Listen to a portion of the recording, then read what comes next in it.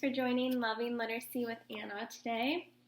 We are going to be reading Long Shot by Chris Paul. Never too small to dream big. And this is actually about a real basketball player.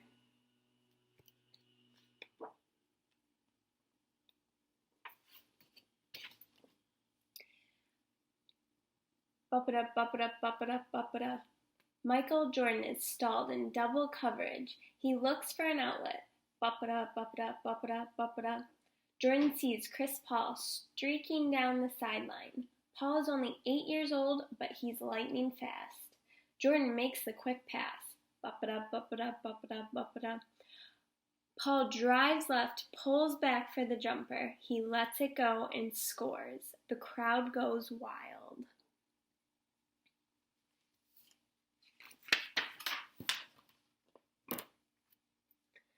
In your dreams, Chris. My brother CJ and his friends were just getting back from the playground. They loved to tease me about my game. You're too small to play basketball, said one friend, and tiny, said another. Did we mention small? Added a third. They all laughed. CJ stayed behind as his friends left. They're right, you know, Chris, he said. The ball is bigger than you are. I threw back my shoulders and straightened up. Maybe, I said, but I've got good hands. Come on, help me practice. Tryouts are only a week away. Hey, called our mother from the doorway. What you boys need to practice is setting the table and eating your vegetables. Basketball will still be there after supper. At school the next day, I didn't pay much attention. All I could think about were the tryouts. When my teacher talked about math, I remembered that the average height of a player in the NBA was 6 feet 7 inches tall. I was only 4 feet 1 inch tall, and I wasn't going to get much taller in the next few days. That night, I was lying in bed when Mom came in. What are you thinking about, Chris? Coach is only going to take 15 players. What if he thinks I'm too small? Mom smiled. You're a great basketball player, Chris, but basketball isn't the only thing that matters. Your family matters. Your education does too. And worrying about your height won't make you any better. Just do the best you can with the gifts you have. Then she gave me a kiss goodnight, and I fell asleep dreaming of a basketball moon shooting across the night sky.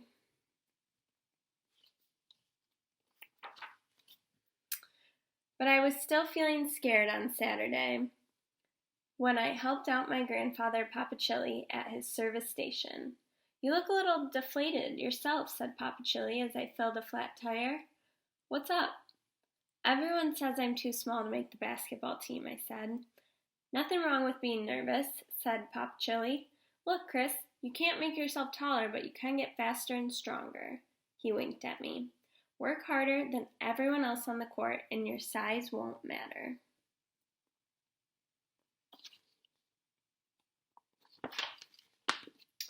Over the next few days, I spent hours and hours practicing.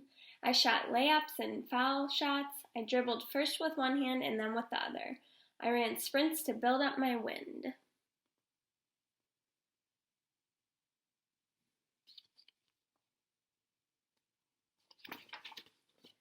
One day, my brother came out onto the driveway where I was resting. Hey, Squirt, said CJ. I've been watching you. Really? I didn't know CJ ever watched me. Yeah, well, don't tell anyone, said CJ. But listen, when you drive to the basket, don't look at the ball. Your hand should know where the ball is without looking. I nodded. And when somebody tries to fake you out, don't watch their arms or their head. Keep your eye on their hips. Nobody goes anywhere without their hips.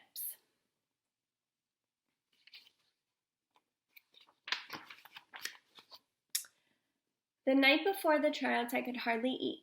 Try to relax, Chris, said Dad. You're a good player. He isn't worried about being good, said CJ. He's worried about being short. It's true, I said. What if the coach makes up his mind about me before I even play? My father shook his head.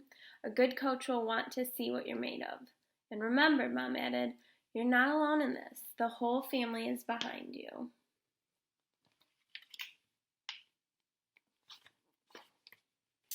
There were tons of kids at the tryouts, and all of them were taller than I was. My heart was pounding. I wondered if anyone could see it thumping on my chest. Everyone looked excited, but a lot of us would be going home disappointed.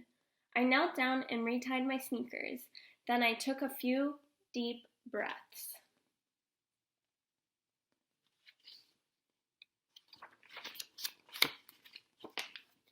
The coach split us into several teams.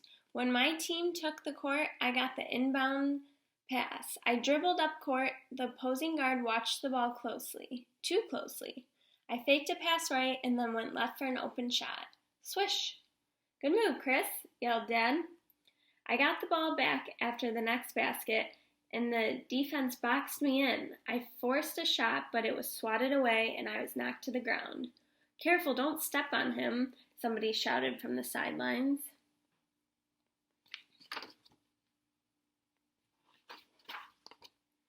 I was done. I could feel it. I didn't dare look at the coach, but I heard Papa Chili cheering from the stands.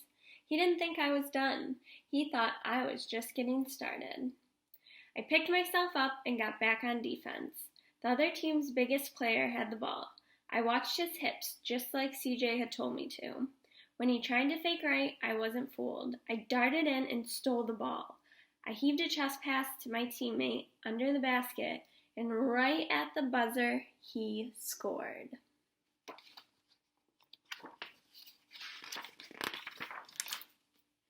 Afterward, we all waited for the big decision. The coach sat by himself for a few minutes, looking at his notes. Then he stood up and came forward. You all looked great today, he said. Everyone should be proud of that. I held my breath. So here's our team for the coming season. The coach named 3 centers, then the 6 forwards. That left 6 more spaces for guards. I wasn't the first player named, or the second. 3 more names went by. There was only 1 left. What if it wasn't me?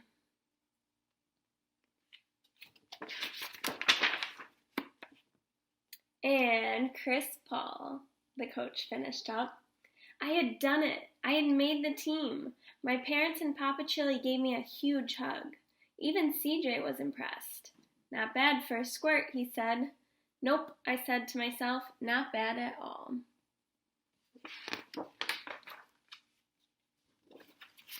And that is the end.